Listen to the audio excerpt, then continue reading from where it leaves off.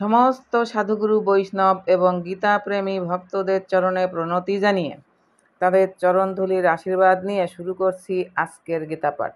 ওম অশ্ব শ্রীমদ্ভগবদ্গীতা মালামন্ত্রস্য শ্রী ভগবান বেদব্যাস ঋষির নুষ্টুপ ছন্দ শ্রীকৃষ্ণ পরমাত্মা দেবতা অসচ্চানম্বশতম প্রজ্ঞাবাদাঞ্চ ভাষাসে সর্বধর্মান পরিত্যাজ্য মামেকম শরণং ব্রজ অহং তাং সর্বপাপেভ্য মোক্ষয়িষ্যামি মা শুচ।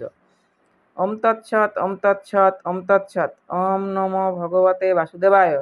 হরে কৃষ্ণ। তৃতীয় অধ্যায় কর্মযোগ, শ্লোক 5।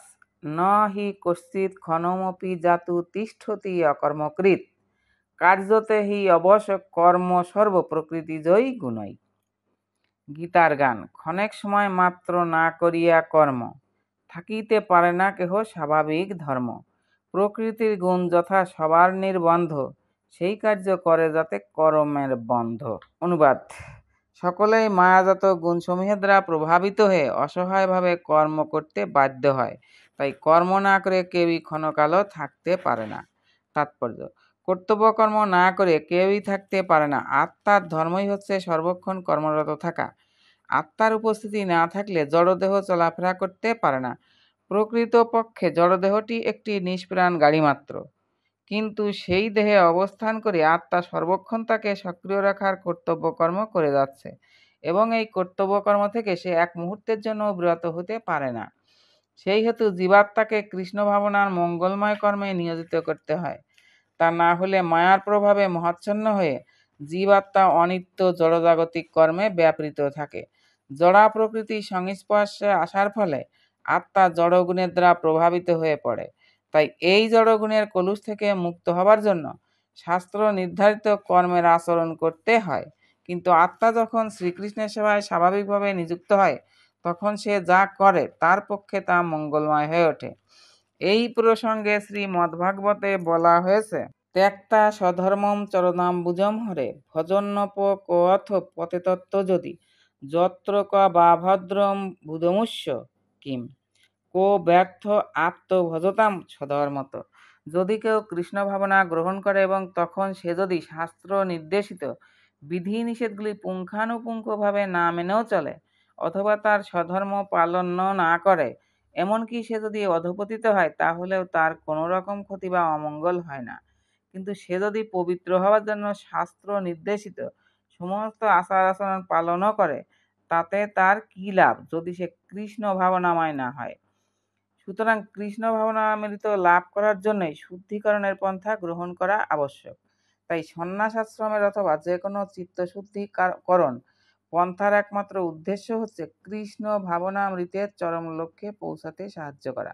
তা না হলে সবকিছুই নিরর্থক। শ্লোক 6। কর্মেন্দ্রিয়াণি সংযম আস্তে মনসা শরণ ইন্দ্রিয়ার্থান বিমূঢ়াত্মা মিথ্যাচার স উচ্যতে। গীতার গান। কর্মেন্দ্রিয় রোধ করি মনেতে স্মরণ, ইহা নাহি চিত্তশুদ্ধি নৈষ্কর্ম কারণ। অতএব সেই ব্যক্তি বিমূঢ়াত্মা হয়, ইন্দ্রিয়ার্থ মিথ্যাচারী শাস্ত্রেতে কহয়। অনুবাদ। যে ব্যক্তি পঞ্চ কর্মেন্দ্রিয় সংযত করেও মনে মনে শব্দ রস আদি ইন্দ্রিয় বিষয়গুলি স্মরণ করে, সেই মূঢ় অবশ্যই নিজেকে বিভ্রান্ত করে এবং তাকে মিথ্যাচারী ভণ্ড বলা হয়ে থাকে। তাৎপর্য: অনেক মিথ্যাচারী আছে যারা কৃষ্ণ ভাবনাময় সেবা কার্য করতে চায় না, কেবল ধ্যান করার ভান করে, কিন্তু এতে কোনো কাজ হয় না, কারণ তারা তাদের কর্মেন্দ্রিয়গুলিকে রোধ করলেও মন তাদের সংযত হয় না। পক্ষান্তরে মন অত্যন্ত তীব্রভাবে ইন্দ্রিয় সুখের জল্পনা কল্পনা করতে থাকে। তারা লোক ঠকানোর জন্য দুই একটি তত্ত্বকথাও বলে, কিন্তু এই শ্লোকে আমরা জানতে পেরেছি যে তারা হচ্ছে সবচাইতে বড় প্রতারক।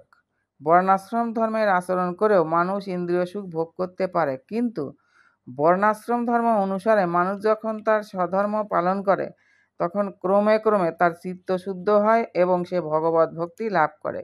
কিন্তু যে ব্যক্তি যোগী সেজে লোক ঠকায়, সে আসলে ত্যাগীর বেশ ধারণ করে ভোগের চিন্তায় মগ্ন থাকে।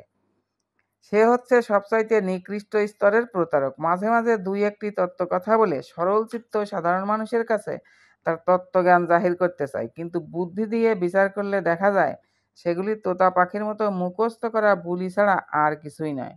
ভগবান শ্রীকৃষ্ণ তার মায়াশক্তির প্রভাবে ওই ধরনের পাপাচারী প্রতারকদের সমস্ত জ্ঞান অপহরণ করে নেন। এই প্রকার প্রতারকের মন সর্বদাই অপবিত্র এবং সেই জন্য তার তথাকথিত লোক দেখানো ধ্যান নিরর্থক। শ্লোক ৭ য তু ইন্দ্রিয়াণি মনসা নিয়ম্য আরভতে অর্জুন কর্মেন্দ্রিয়ই কর্মযোগম অশক্ত স বিশিষ্যতে। গীতার গান।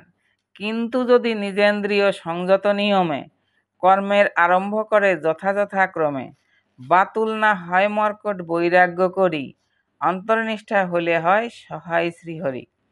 সেই হয় কর্মযোগ কর্মেন্দ্রিয় দ্বারা আসক্তি রহিত কর্ম বিশেষ প্রকারা। অনুবাদ। কিন্তু যিনি মনের দ্বারা ইন্দ্রিয়গুলিকে সংযত করে অনাসক্তভাবে কর্মযোগের অনুষ্ঠান করেন তিনি পূর্বোক্ত মিথ্যাচারী অপেক্ষা অনেক গুণে শ্রেষ্ঠ। তাৎপর্য সাধুর বেশ ধরে উচ্ছৃঙ্খল জীবনযাপন ও ভোগ তৃপ্তির জন্য লোক ঠকানোর চাইতে সকর্মে নিযুক্ত থেকে জীবনের প্রকৃত উদ্দেশ্য সাধন করা শত সহস্র গুণে ভালো। জীবনের প্রকৃত উদ্দেশ্য হচ্ছে জড়বন্ধন থেকে মুক্ত হয়ে ভগবানের কাছে ফিরে দেওয়া। স্বার্থগতি অর্থাৎ জীবনের প্রকৃত স্বার্থ হচ্ছে শ্রী বিষ্ণু শ্রী চরণারবিন্দের আশ্রয় লাভ করা। সমগ্র বর্ণাশ্রম ধর্মের উদ্দেশ্য হচ্ছে মানুষকে সেই চরম গন্তব্যের দিকে নিয়ে যাওয়া। কৃষ্ণ ভাবনায় উদ্বুদ্ধ হয়ে কর্তব্যকর্ম করার ফলে একজন গৃহস্থ ভগবানের কাছে ফিরে যেতে পারে। আত্ম উপলব্ধির জন্য শাস্ত্রের নির্দেশ অনুসারে সংযত জীবনযাপন করে কেউ যখন কর্তব্যকর্ম করে তখন আর তার কর্মবন্ধনে আবদ্ধ হয়ে পড়ার কোনো আশঙ্কা থাকে না, কারণ সে তখন আসক্তিরহিত হয়ে সম্পূর্ণ নিষ্পৃহভাবে তার কর্তব্যকর্ম করে চলে। এভাবে সংযত নিষ্পৃহ থাকার ফলে তার অন্তর পবিত্র হয় এবং ভগবানের সান্নিধ্য লাভ হয়। অজ্ঞ জনসাধারণের প্রতারণাকারী মর্কট বৈরাগী হবার চাইতে একজন ঐকান্তিক ব্যক্তি যে এই পদ্ধতি অনুসরণ করে সে অনেক উন্নত স্তরে অধিষ্ঠিত। যে সমস্ত ভণ্ড সাধু লোক ঠকাবার জন্য ধ্যান করার ভান করে তাদের থেকে একজন কর্তব্যনিষ্ঠ ম্যাথরও অনেক মহৎ। শ্লোক ৮ নিয়তম কুরু কর্ম তম কর্ম জয়হি অকর্মণ শরীর যাত্রা অপি চতেন প্রসিদ্ধেত অকর্মণ। গীতার গান। নিয়মিত কর্ম ভালো সেই অকর্ম অপেক্ষা অনধিকারীর কর্মত্যাগ পরামুখাপেক্ষা। শরীর নির্বাহ যার নহে কর্ম বিনা কর্মত্যাগ তার পক্ষে হয় বিড়ম্বনা। অনুবাদ। তুমি শাস্ত্রোক্ত কর্মের অনুষ্ঠান করো, কেননা কর্মত্যাগ থেকে কর্মের অনুষ্ঠান শ্রেয়। কর্ম না করে কেউ দেহযাত্রাও নির্বাহ করতে পারে না। তাৎপর্য অনেক ভণ্ড সাধু আছে যারা জনসমক্ষে প্রচার করে বেড়ায় যে তারা অত্যন্ত উচ্চ বংশজাত এবং কর্মজীবনেও তারা অনেক সাফল্য লাভ করেছে, কিন্তু তা সত্ত্বেও আধ্যাত্মিক উন্নতি সাধনের জন্য তারা সব কিছু ত্যাগ করেছে। ভগবান শ্রীকৃষ্ণ অর্জুনকে এই রকম ভণ্ড সাধু হতে নিষেধ করেছিলেন। পক্ষান্তরে যিনি তাকে শাস্ত্র নির্ধারিত ক্ষত্রিয় ধর্ম পালন করতে উপদেশ দিয়েছিলেন। অর্জুন ছিলেন গৃহস্থ ও সেনাপতি, তাই শাস্ত্র নির্ধারিত গৃহস্থ ক্ষত্রিয়ের ধর্ম পালন করাই ছিল তার কর্তব্য। এই ধর্ম পালন করার ফলে জড় বন্ধনে আবদ্ধ মানুষের হৃদয় পবিত্র হয় এবং ফলে সে জড় কলুষ থেকে মুক্ত হয়। তথাকথিত ত্যাগীরা যারা দেহ প্রতিপালন করবার জন্য ত্যাগের অভিনয় করে ভগবান তাদের কোনো রকম স্বীকৃতি দেননি, শাস্ত্রেও তাদের স্বীকৃতি দেওয়া হয়নি। এমনকি দেহ প্রতিপালন করবার জন্য মানুষকে কর্ম করতে হয়। তাই জড়জাগতিক প্রবৃত্তিগুলিকে শুদ্ধ না করে নিজের খেয়ালখুশি মতো কর্মত্যাগ করা উচিত নয়।